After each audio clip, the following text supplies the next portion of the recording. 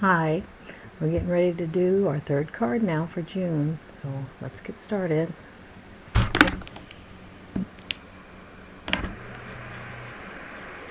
here's our card, nice little nautical theme card, and great summery colors.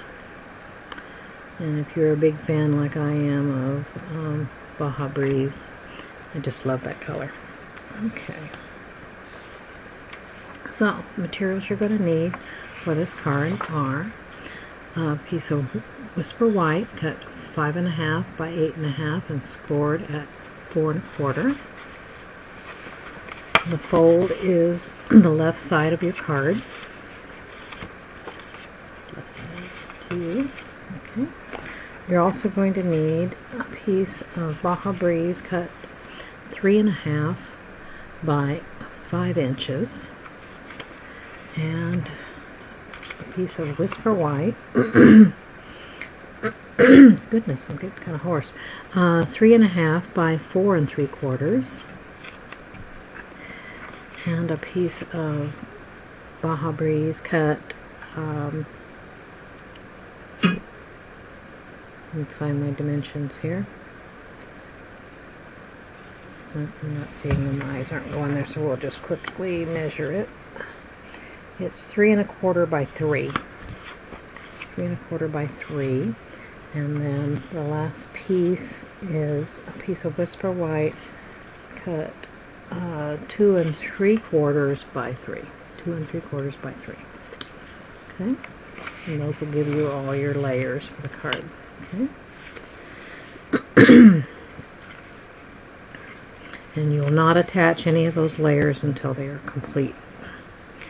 You're also going to need a button and some matching brads, and whatever button and brads you pick, you'll match your ink for your boat to that color. So this can amend itself to many colors.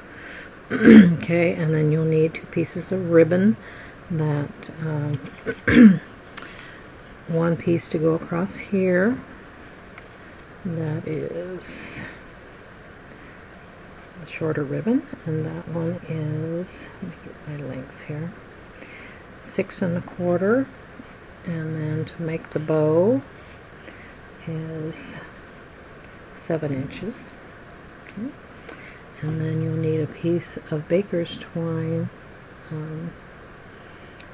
that is early espresso. That's the brown. Okay. Alrighty, so let's get going here.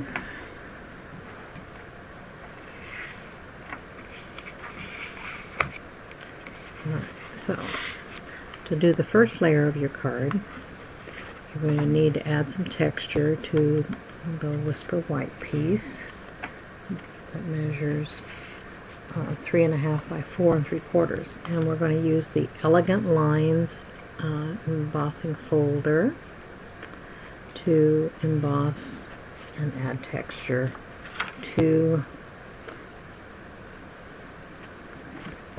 our white piece. Okay, we want to capture in this, and there's a little swirl up in one corner, and we want to capture part of that swirl so that there's a detail in our upper left corner of the card front. Okay, so you'll be probably setting it off to the side within there. You're not going to have it centered as usual.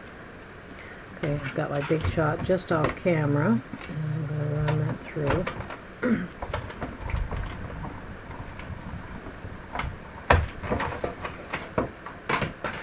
Okay, so now we have our embossed background piece, and then you're going to adhere that to the front of your card. Front. Okay. And then we'll set that aside for now, and then we'll build the next piece. Alright, so the stamp set used for this is one of our single stamps that's called Sail Away. And stamp. This is a wood mount stamp.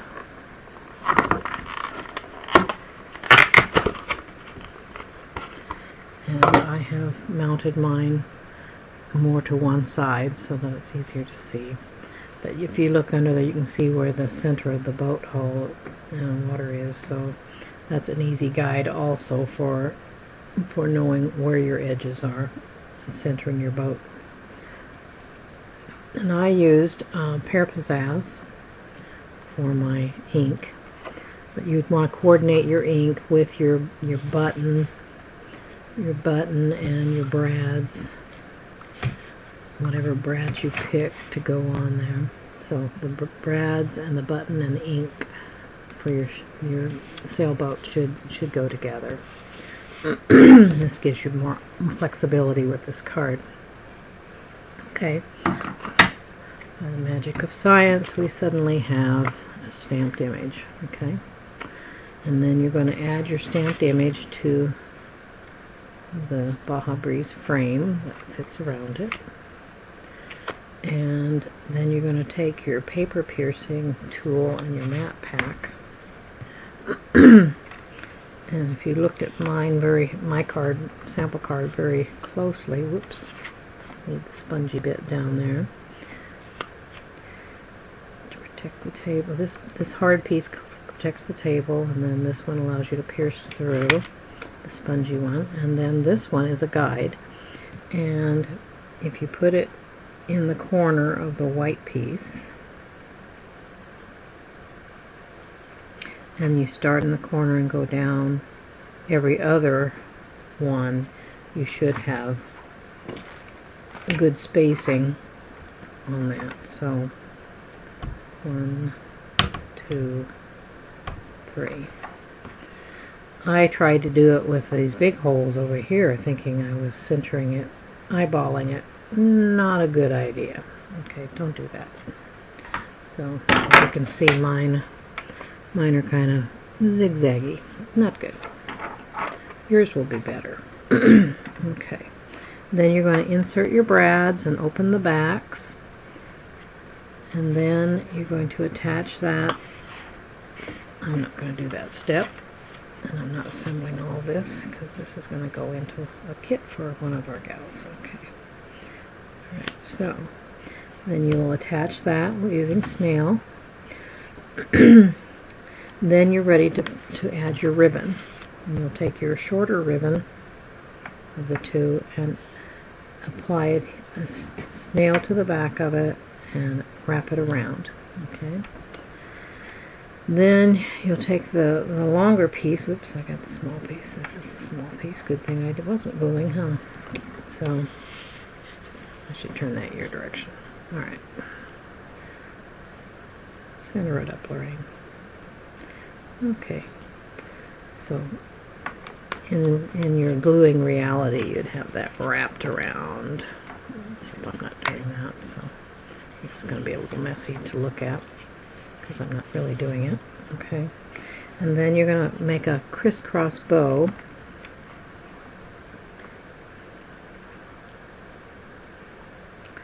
And you fold it over like that, and fold it over like that. So you've got a little crisscross deal going on here.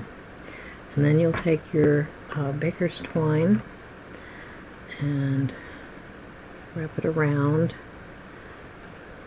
cinch it in the middle, and then tie it down. Okay, and then if you didn't get the middle, you have a chance now to slide it either direction to get your middle. Okay, and then you're going to thread your button onto the bow.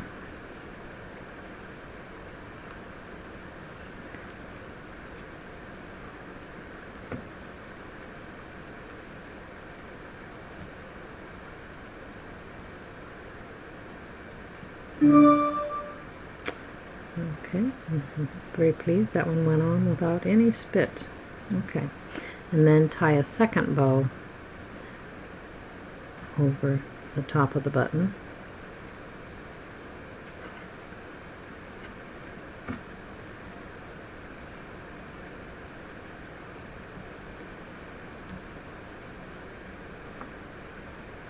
Okay, so you have this, and then you'll attach that with mini glue dots. Probably two should hold it, one on each side of the ribbon itself.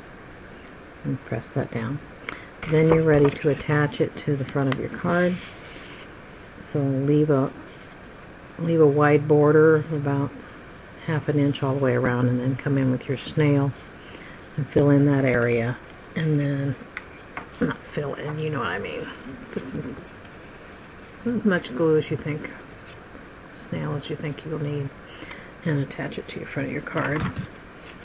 So you have this. I enjoyed that card, and again, I'm not the inventor of this card. This is a case. I don't have the name of the gal that I got this from, but it was on Stampin' Connection, and it's not my original. Okay, enjoy.